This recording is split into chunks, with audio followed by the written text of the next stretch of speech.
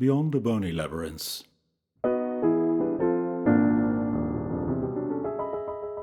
Podcast on music and philosophy by Ludwig. Episode 11, Music Remembered in Music, Part 1, Flashbacks and Souvenirs.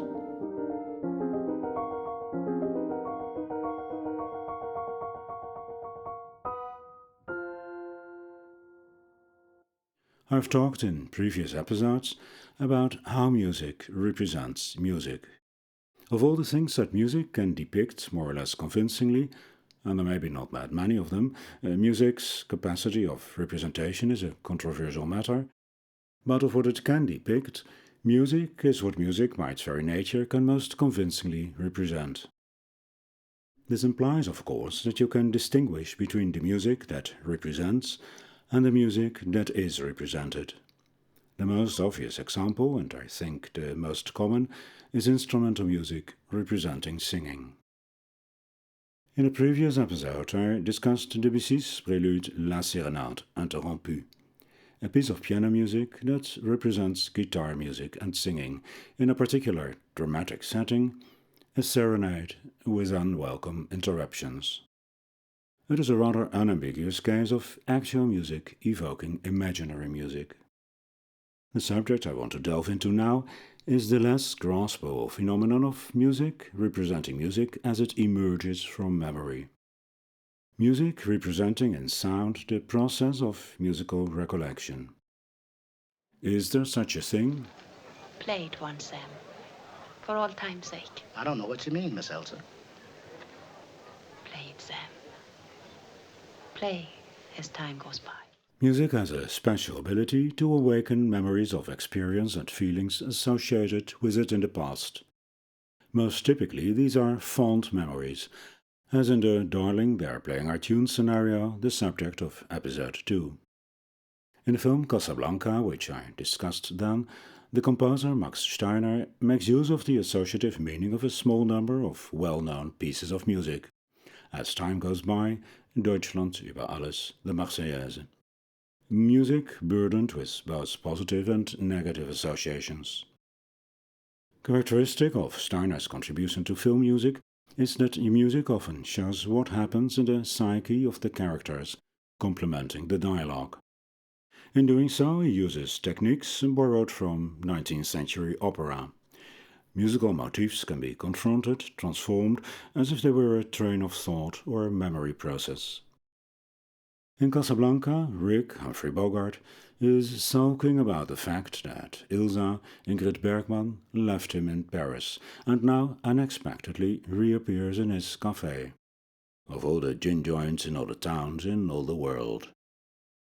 And the following long flashback flows from the memories the song as time goes by triggers in Rick. The on-screen piano music turns into background music as the strings join in, with a continuation that is based on the song.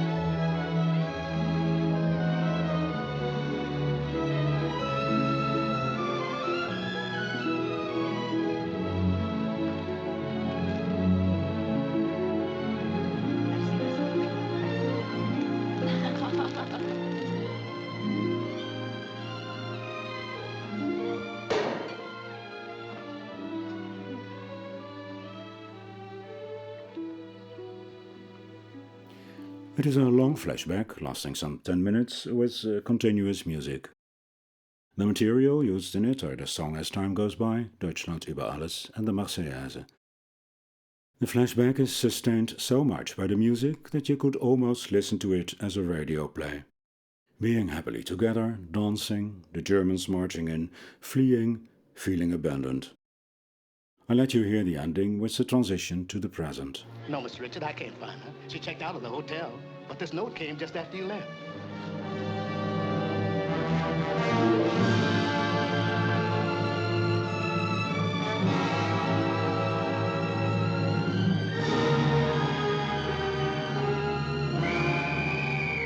That's the last call, Mr. Richard. Do you hear me? Come on, Mr. Richard, let's get out of here. Come on, Mr. Richard, come on.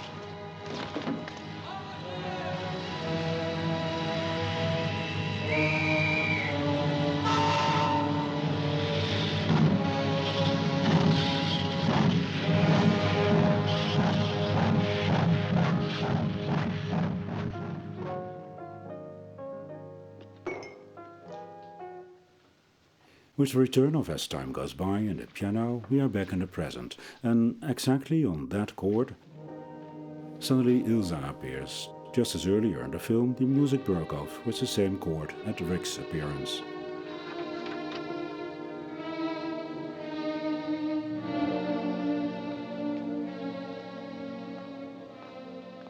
Rick, I have to talk to you. None of this is particularly subtle, but it is effective. Effective enough to move ever new generations of spectators. In this example from Casablanca, music functions as a manifestation in sound of a memory process. As such, it is not remembered music. When Deutschland über alles is heard during Rick's flashback, it does not mean he is thinking of that piece of music, but of the German entry into Paris that it has been chosen to symbolize. You could argue that a piece of dance music, Perfidia, is within that flashback indeed a piece of remembered music. Music that sounds within Rick's memory. Is looking at you, kid.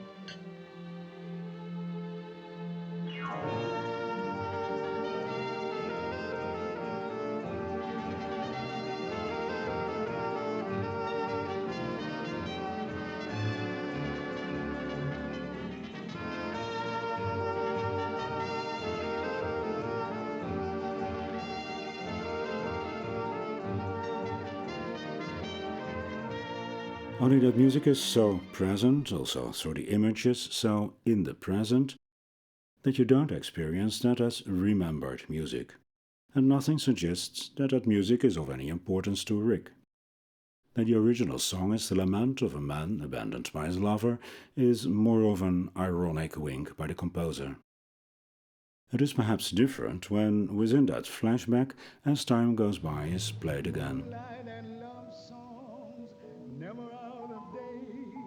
This is presumably the moment that, for Ilsa and Rick, gave that song such strong sentimental value. Man, and man must have his mate that no one can deny.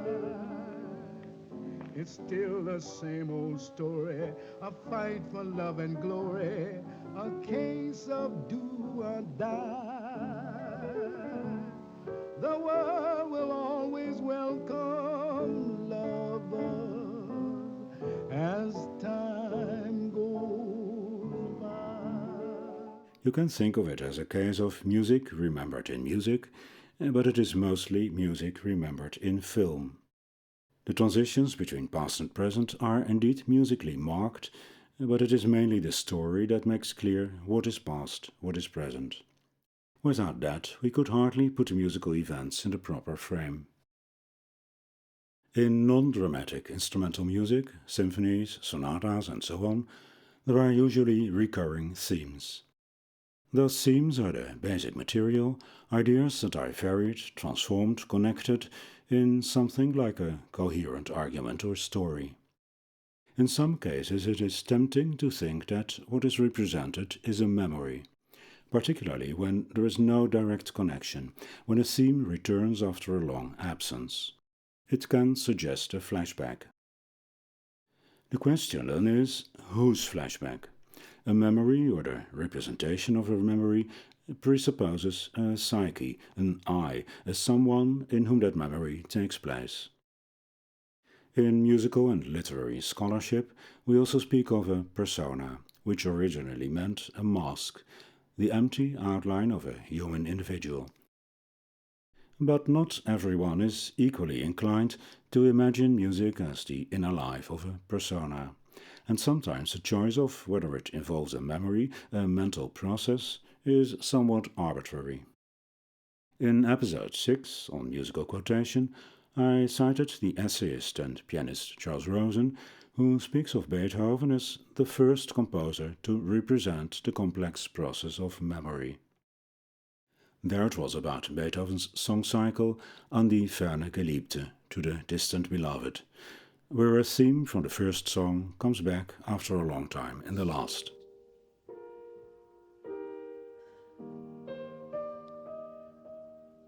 Dann vor diesen Liedern weichet, was geschieden uns so weit, und ein lieben Herz erreichet, was ein lieben Herz geweiht. There is no doubt that there is an I. It is explicitly articulated in the text right in the first line. I sit on the hill, looking out at a blue, hazy landscape. The question is whether the return of that theme is the musical representation of a recollection of that I, as Rosen claims. And I don't think there is any reason for that. The motivation lies in recurring lines of text, a thought in the prologue that is expressed again in the epilogue. When these songs are sung again, all separation between us in space and time disappears. This is more of a rhetorical procedure than a psychological process. Another work mentioned by Rosen is a convincing case, namely a movement from Schumann's Carnaval.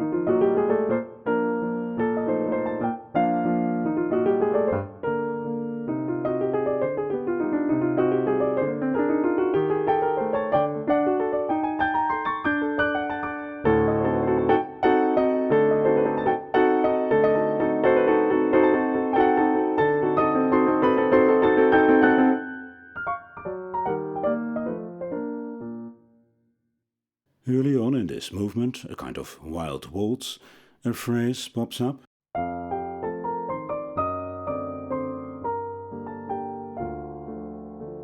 Which to the listener is recognizably a foreign element, an intrusion, even if you don't know its origin. It is musically marked in a way that suggests that it is a quotation, which indeed it is. It is a motif from Papillon, which I discussed and played in episodes 5 and 6. But the case is more interesting than Schumann quoting a work of his own, for what we are presented with is a tableau, a piece of musical theatre. A pianist sits improvising, a rather wild waltz that seems to be going nowhere. Involuntarily, his fingers play the beginning of a familiar motif. What's that again? And how does it continue? Ah, isn't that Papillon? After identifying it and playing out the phrase, he returns to his earlier idea, including Papillon's rising and descending line as a middle voice. The improvisation does not come to a convincing conclusion. The phrase that concludes it is simultaneously the beginning of the next movement, Coquette. We are dealing here with a fictional I, a persona, and it also has a name, Florestan. That name is written over it as a title and indicates an invented character that figures as Schumann's alter ego in his diary and essays. What is depicted here is an almost direct reflection of what happens in the player's mind, and that mental process is a musical one, the development of musical ideas in improvisation. Within that improvisation, a snippet of Papillon pops up as a kind of a musical burp, a spontaneous quotation that is at once recognized as a quotation, but not immediately identified. Schumann was unable to express his identification in the music, but he did make it clear in the score. At the second occurrence of this phrase, the score reads Papillon with a question mark, as if it were a thought balloon over Florestan's head. That information will elude the listener. But that this is a quotation is clear because it is marked by what Rosen calls a brutal change of tempo, from passionato to adagio. You might add that this clear, rounded phrase stands out within a context that suffers from an excess of impulses and a lack of direction. A clear portrait of the uninhibited Florestan, and also a self-portrait of Schumann, who was himself a gifted improviser, but also liked to repeat musical phrases endlessly. That brutal contrast is crucial to convey this piece of musical theatre intelligibly, and many pianists tend to smooth out the contrast and thus destroy the dramatic effect. Charles Rosen, 1984 recording, is a notable, almost exaggerated exception.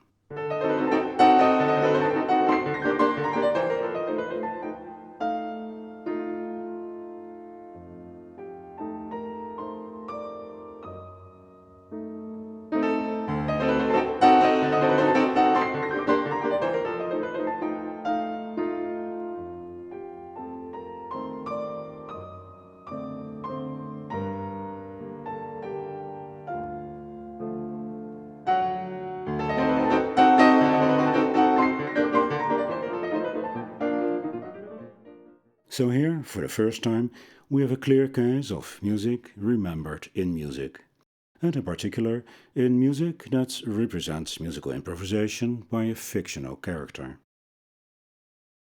The link between music and memory became a conventional topic in the course of the 19th century, a commonplace that is reflected in the large number of compositions with the word souvenir in the title. Souvenir means memory, but particularly a keepsake or memento. Musical souvenirs are therefore mainly memorabilia, objects that remind us of their origin, like tin Eiffel towers and Delft blue dolls. A fairly early example is a composition by 19-year-old Clara Wieck, the later Clara Schumann, entitled Souvenir de Vienne. One might expect a Viennese souvenir to be a waltz, but it is in fact a series of variations on the melody of the Austrian national anthem. It is still in use as the German national anthem, Deutschland über alles in der Welt, and those terrible first lines are suppressed nowadays. Clara Wieck's choice of the Austrian anthem, or Kaiserhymne, was probably determined by the fact that after very successful performances in Vienna, she was given the honorary title Kammervirtuosin by the emperor. That's what she's called on the French title page of the music, Pianiste de la Cour. The piece has the subtitle Impromptu, meaning that it has something of the character of an improvisation, and this is especially evident in the introduction. There the theme is anticipated, dissected, and taken on surprising harmonic detours.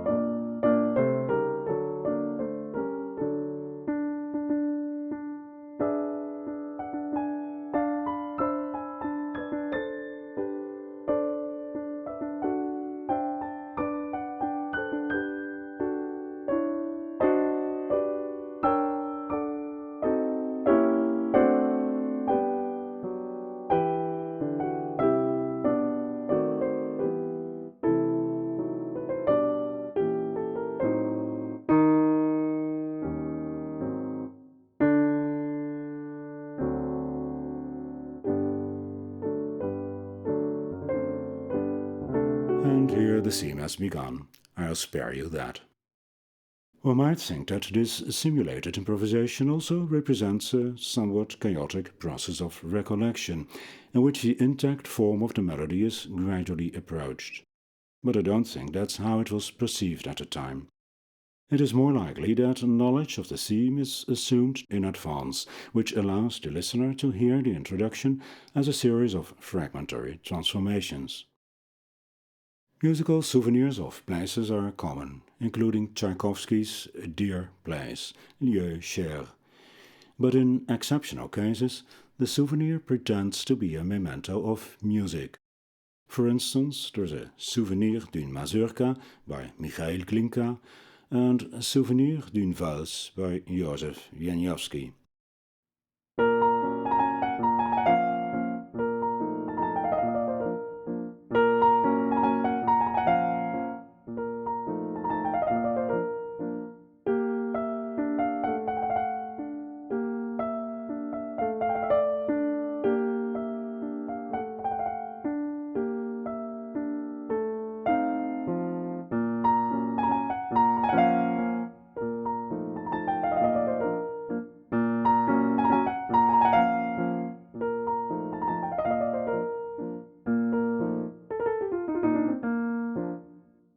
What is the difference between a mazurka and a remembered mazurka?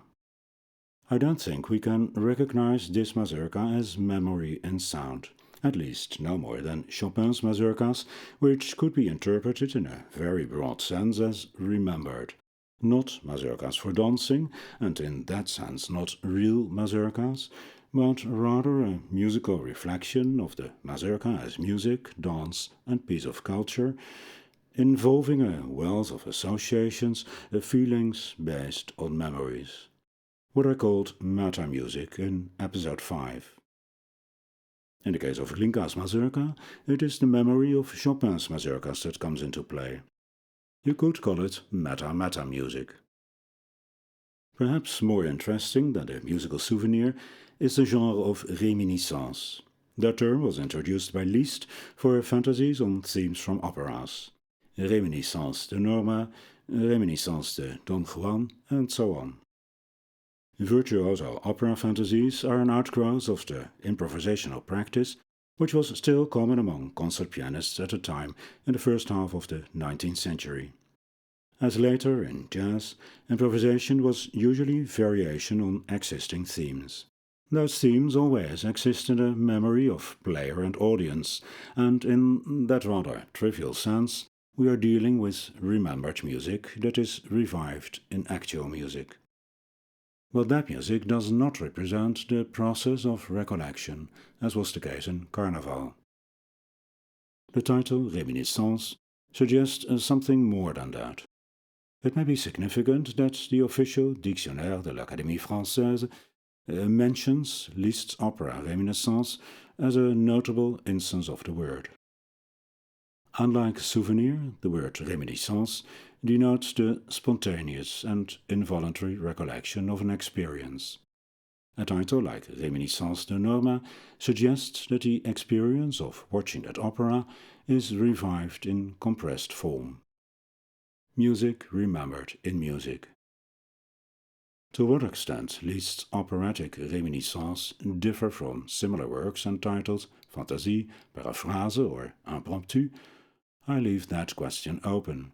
What is remarkable, anyhow, is that the title, Réminiscences, clearly expresses the idea that you can depict musical memories in music.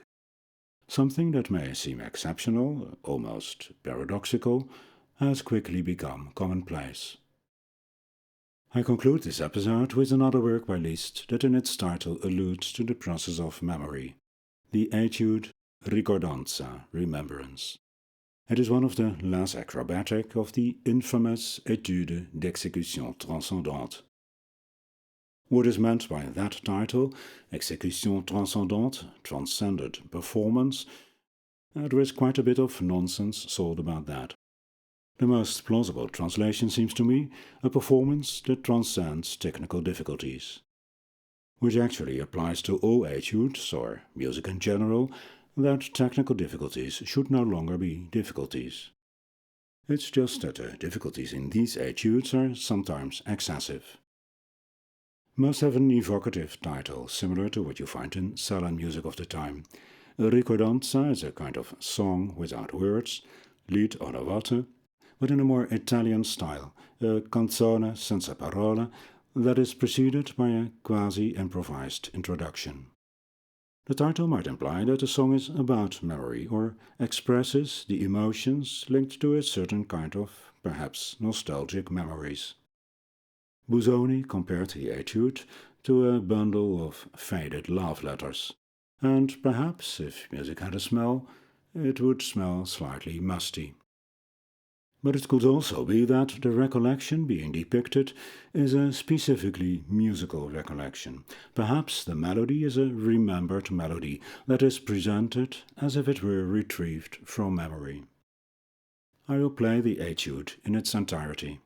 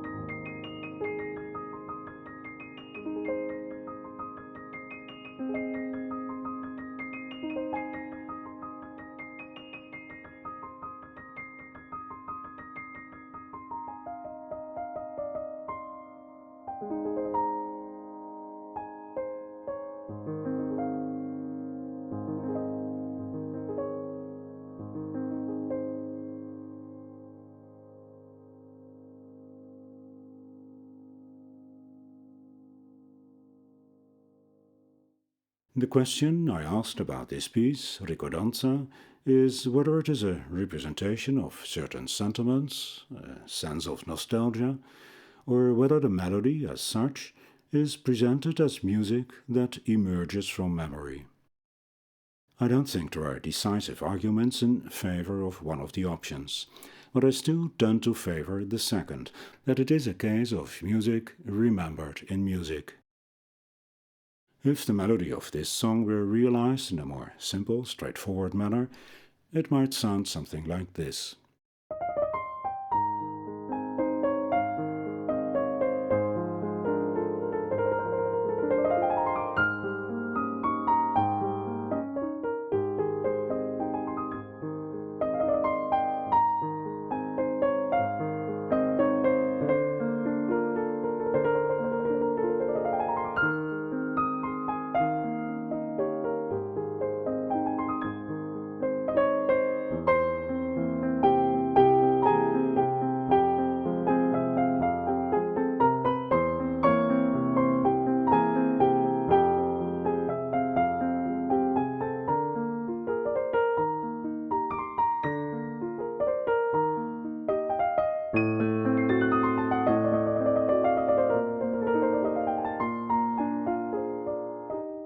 And exactly that is the original version of this etude.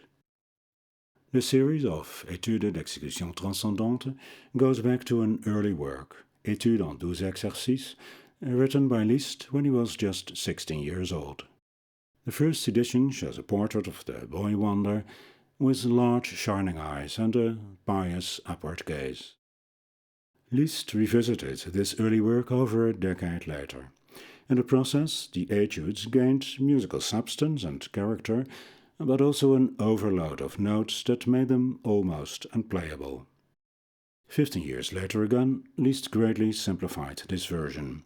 In the process, individual etudes were given titles for the first time, and the series as a whole was finally titled Etudes d'exécution transcendante. In the case of Ricordanza, both revisions contain little that is substantially new, apart from the introduction. What Liszt has added is mainly sonority, virtuoso passage work and expressive detail. It may be that all that is added as a kind of second layer has the effect of making us perceive that melody with a certain detachment, as if it is retrieved from memory and not newly created. The song is not sung fully and with conviction, but hummed in a pensive way. This is partly due to the delayed entry of each phrase after the beat, as a result of a written-out arpeggiation, which has an effect as if it is stated without firmness.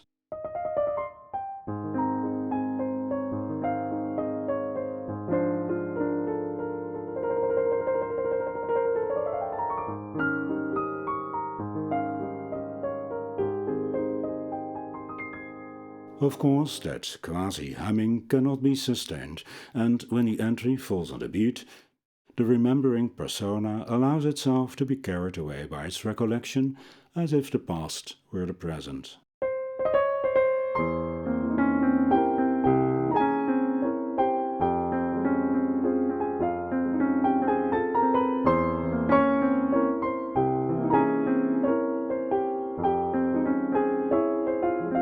And with Liszt, every piece needs a climax, whatever it is about. The introduction, a kind of musical musing, makes it seem as if the melody is retrieved from memory. By the way, the spinning out of a motif from that melody is very similar to what we hear in the Casablanca flashback. He's looking at you, kid.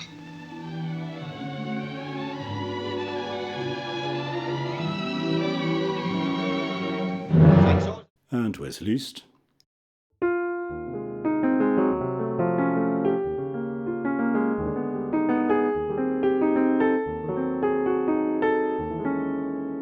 it is the same technique, spinning out a motif, the simplest way to create musical transitions that can also suggest something like a train of thought or developing feeling.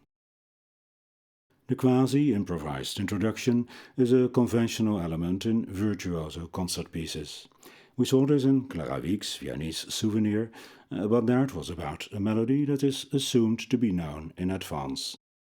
I don't think that a fragmented presentation in the introduction represents a process of recall, bringing to mind. In the case of Florestan, it involves the fictional memory of a real piece of music, papillon, that also exists in the world of the listener, our world. Ricordanza is the fictional memory of a fictional piece of music, a melody that, at the moment the etude begins, has yet to be created as part of the fictional world of the etude as a whole. That we can thereby point to a useful early version of the piece is historically significant, but for the listening experience it plays no role. We are not assumed to know it, and as far as the composer is concerned, he'd rather have it forgotten. One might ask, where is the persona, the I that remembers? As in Florestan, it is a fictional character, but in this case without a name or other distinguishing marks. Someone inclined to sentimental nostalgic musings and with a penchant for apotheosis. Whether we find Ricordanza a compelling case of music remembered in music, I think that remains a somewhat subjective choice. A choice that the pianist has to make. It is in interpretation that a musical poetic persona takes concrete musical shape. It remains a matter of choice, but within the broader perspective of the musical and cultural context, the idea is not too far-fetched. I want to expand on that next time.